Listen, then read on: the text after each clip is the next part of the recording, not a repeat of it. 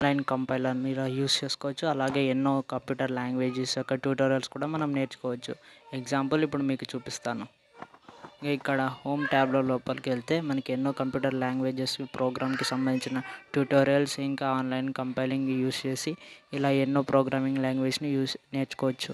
ఈ కంపెనీస్ అన్నీ ఈ వెబ్సైట్ని చాలా యూస్ చేస్తున్నాయి, స్పాన్సర్స్గా ఉన్నాయి కూడా. ఇక్కడ ఎన్నో school type users and high developers కూడా ఈ సైట్ని యూస్ చేస్తారు.